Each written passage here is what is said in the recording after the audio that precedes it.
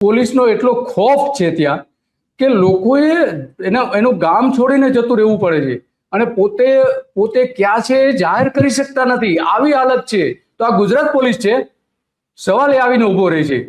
ગુજરાતની પોલીસ આ રીતે વર્તન કરી શકે નહીં અને કોઈ પણ સંજોગોમાં આ ચલાવી પણ લેવાય નહીં, બિલકુલ ન ચલાવી લેવાય.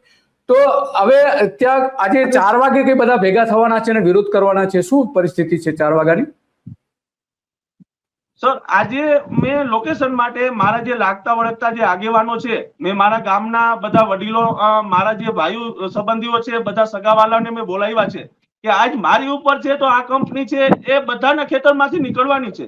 મારા એક ઉપર નથી, આ ખેડૂતનો પ્રશ્ન છે. આપણે બધા ખેડૂત એક થઈએ અને સંમેલનની અંદર આપણે બધા આની અંદર આ પોલીસની તાનાશાહી, આ કંપનીઓની તાનાશાહી, આપણને ₹1 વળતર આપ્યા પહેલા એ પહેલી વાત તો એ અમારા ખેતરમાં કઈ રીતે ઘૂસી શકે છે. એટલે આ લોકો હવે આપણે ઓલું પોલીસ રક્ષણની બદલે આપણે એનોથી ડર ઉભો કરી દીધો છે એ લોકોએ. સર, તો આજે અમે એના માટે માગણી માટે, સ્વીકાર માટે અને આજ અમે આંદોલન કરવાના છીએ. અને જો જરૂર પડે ભલે ₹1 અમારે વળતર ના આવે તો કહીને ખેડૂતના નિયમથી આજ બધો મારો નાગરિક, હરેક નાગરિક જાગૃત થાય એવી હું ભાવના લઈને બેઠો છું કે મારો નાગરિક બધો જાણતો હોવો જોઈએ કે એને કયા કયા નિયમો છે, શું શું છે, આગળ કઈ રીતે. કારણ કે આ આગળના સમયમાં, આવનાર સમયમાં આપણને એવું લાગે છે કે આ કંપનીઓનો આટલો ભ્રષ્ટ દુષ્ટ થવાનો છે કે લોકોને માનસિક રીતે જીવવા માટે અનહદ કરી દેશે. મારા પપ્પાની હું વેદના કરું છું. મારા મમ્મી 2 દિવસથી સર જઈમાં નથી, ઘરના હાજે નીંદર નથી કરતા. એ લોકોનું શું થવાનું છે, ભવિષ્યનું શું છે? રૂપિયા તો બીજા નંબરની વાત છે. મારી માલિકીની અંદર પર્સનલ અમને ધમકાવે, ડરાવે, નિવેદન માટે બોલાવે અને કોઈને એકબીજાને માનસિક રીતે ત્રાસ આપી અને એક કામ ઊભું કરી અને ધમકાવી, ડરાવીને તમને વળતર કે કોઈ વસ્તુની કઈ સમજૂતી કર્યા વિના અને અઢળક આવું કામ બધી જગ્યાએ ચાલે છે. એટલે હું એક જાગૃત નાગરિક તરીકે રજૂઆત કરું છું કે જાગો, બધા નાગરિકો ભેગા થઈએ, ખેડૂતના હક માટે લડીએ છીએ. અમે કોઈ મફતની કોઈ માગણી કરવા નથી જતા, સરકાર પાસે કે બીજું અમે અપેક્ષા નથી રાખતા, પણ અમને અમારો હક મળવો જોઈએ એની અમે એક આવેદન પત્ર અને નિમંત્રણ અમે આજ બેઠક કરવાના છીએ. અચ્છા, આ જે બેનને ત્યાં લઈ ગયા પોલીસ, પછી શું થયું? ત્યાંથી વાનમાં લઈ ગયા પછી? સર, અમે વાનમાં કામ રોકાયું એટલે 112 વાળા આવે છે. 112 વાળાને ફોન કરે છે અને બેનને અહીંથી લઈ જાય છે. એટલે બેનને અમે અહીંયાથી છોડાવી લીધા કે ભાઈ અમારે ભેંસો આમ દોવા ન દે, અમારે નાના છોકરા છે. હવે એની પરિસ્થિતિ જોઈ અને આ પોલીસ લોકોએ નિવેદન લીધું. ત્યારે એમ કીધું તમે પાછા કામમાં કઈ રૂકાવટ નહીં કરો ને, એમ કીધું કે તમને જે રૂપિયા મળવાના છે, હક પ્રમાણે મળવાના છે એ જ મળશે. મને બોલાવ્યો, મને કે તું તો શિક્ષક છો, તું નથી સમજતો? મેં કીધું સમજુ છું સાહેબ, શિક્ષક છો, હું બધું સમજુ છું, પણ અમને આજ અમે અમારા વળતર માંગીએ છીએ. અમે કામ એમ નથી રોકાવતા, અમે કઈ ખરાબામાં કઈ કામ રોકાવા નથી કે અમે અમારી માલિકીમાં કામ રોકાયું અને ₹1 આપ્યો નથી, અમે કેમ કામ કરવા દઈએ એ લોકોને? બરાબર છે. હા, તો તમારું જે ગામ છે એ ગામમાં કુલ કેટલા ખેડૂતોના ખેતરમાંથી અત્યારે વીજપોલ નાખી દેવામાં આવ્યા છે અને કેટલા નીકળી રહ્યા છે વીજપોલ? સર, અમારા કોલવા ખેતરની અંદર 51 થી 70 આસપાસ વીજપોલ આવે છે અને ગોચરની જમીનની અંદર આટલા બધા પોલા ઉભા કરી દીધા છે કે ગોચરની કઈ જમીન નથી રહેવા દીધી. આની આપણે આરટીઆઈ માંગીએ છીએ, આનો આપણે ખુલાસો લઈએ તો લાઈન ક્યાં જતી હતી અને પાછી કઈ બાજુ વળાંક લઈ લીધો કે ક્યાંય નડતરરૂપ ન થાય, ક્યાંય ઓલું ન થાય. એવા આ લોકોના અહીંના જે આ કંપનીના જે ઓલા કોન્ટ્રાક્ટરો છે બધા લોકલ છે, બધા આપણને જાણે છે કે આને કેટલો પ્રેશર આપવો, શું કરવું, એની રીતે બધું ચાલે છે. બરાબર છે. એટલે એના જે કોન્ટ્રાક્ટરો જે છે, આ 22 કંપનીઓ, લગભગ દ્વારકામાંથી લગભગ આવી 20 થી 22 કંપનીઓ આ રીતે વીજ લાઈન નાખી રહી છે.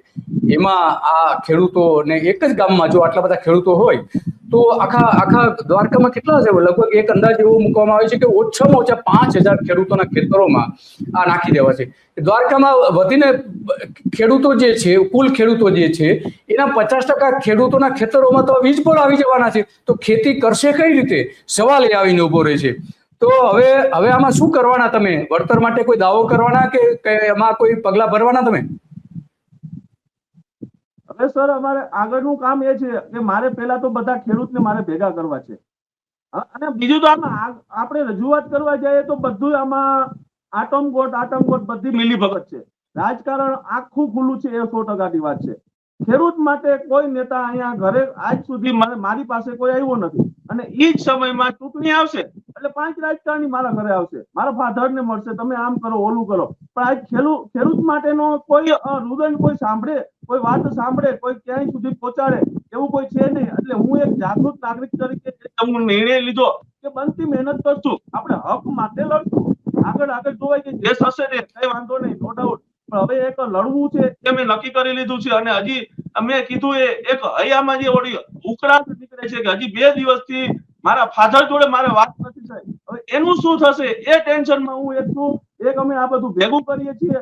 આજ રાત દિવસ એમ કહેવાય કે માનસિક શાંતિ નથી, પણ શરીરમાં પણ એક અન્નનું મૂલ્ય ઉતરતો નથી, એવી પોઝિશન આવી ચૂકી છે.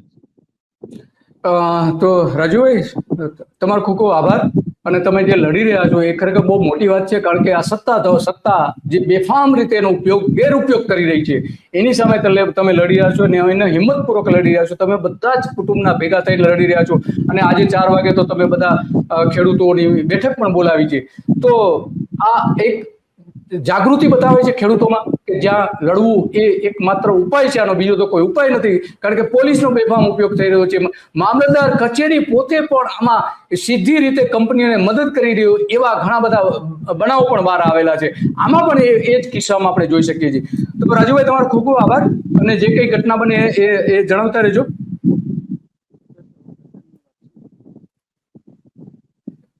તો હા, રાજુભાઈ હતા કે જેમણે પોતાની વેદના વ્યક્ત કરી. આ માત્ર એક ખેડૂતની વાત નથી, આવા 5 લાખ ખેડૂતો છે ગુજરાતમાં કે જેના ખેતરોમાંથી આ કચ્છથી લઈને જામનગરથી અને અમરેલી ભાવનગરથી લઈને જે વીજ લાઈનો પસાર થઈ રહી છે એમાં ઓછામાં ઓછા 5 લાખ ખેડૂતોને જે અસર થાય છે. લગભગ 20 જેટલી કંપનીઓ એવી છે કે જે 20 જેટલી લાઈનો નાખવામાં આવી રહી છે, 2 મોટી કંપનીઓની. આ બધું જે દ્વારકાનો જે પાવર છે એ ત્યાં અદાણીનું પાવર સ્ટેશન બની રહ્યું છે, ટ્રાન્સમિશન બની રહ્યું છે, ટ્રાન્સમિશન સ્ટેશન બની રહ્યું છે. ત્યાં બધો ભેગો થઈને પછી ત્યાંથી ડિસ્ટ્રીબ્યુટ થશે કે રાજસ્થાનથી લઈને મહારાષ્ટ્ર, મધ્યપ્રદેશ, કાશ્મીર, પંજાબથી લઈને આગળના ઘણા બધા બીજા રાજ્યોમાં આ પાવર જવાનો છે. અને એમાં આ કંપનીઓ અબજો રૂપિયાનો નફો કમાવાની છે, અબજો રૂપિયાનો. અને ખેડૂતોને કંઈ જ આપવા માંગતી નથી. આ બાબત છે. સૌથી ગંભીર બાબત તો ત્યારે ઊભી થવાની છે કે જ્યારે મોટા વીજપોર જે વાવાઝોડું જે આવેલું હતું એમાં આપણે જોયું કે ત્યાં આખા કચ્છ અને સૌરાષ્ટ્રમાં જે છે વાવાઝોડામાં 85,000 પોલ તૂટી ગયા હતા, નુકસાન થયા હતા, ધરાશાયી થઈ ગયા હતા. તો આ જે હજુ તો એવા કેટલાય વીજ પોલ નાખવામાં આવી રહ્યા છે. જ્યારે વાવાઝોડું આવશે, પવન આવશે, ત્યારે વીજ વાયર તૂટીને ખેતરમાં પડશે અને મોટા પ્રમાણમાં જાનહાનિ થવાની છે, પશુઓના મોત થવાના છે, પાક સળગી જવાની ઘટનાઓ અત્યારે જ બની રહી છે. તો આ આખી જે ઘટનાઓ છે એ ઘટનાઓ અત્યંત ગંભીર બની રહી છે. માત્ર 10 મહિના પહેલા જ વીજ પોલ ધરાઈ થતા 2 મજૂરના મોત દ્વારકામાં થયા હતા. દ્વારકા ખંભાળિયામાં 2 મજૂરના મોત થયા હતા અને 2 ઘાયલ થયા હતા અને એને હોસ્પિટલમાં દાખલ કરવામાં આવ્યા હતા. તો આવી ઘટનાઓ તો હવે પછી ગુજરાતમાં ચારે બાજુ બનવાની છે.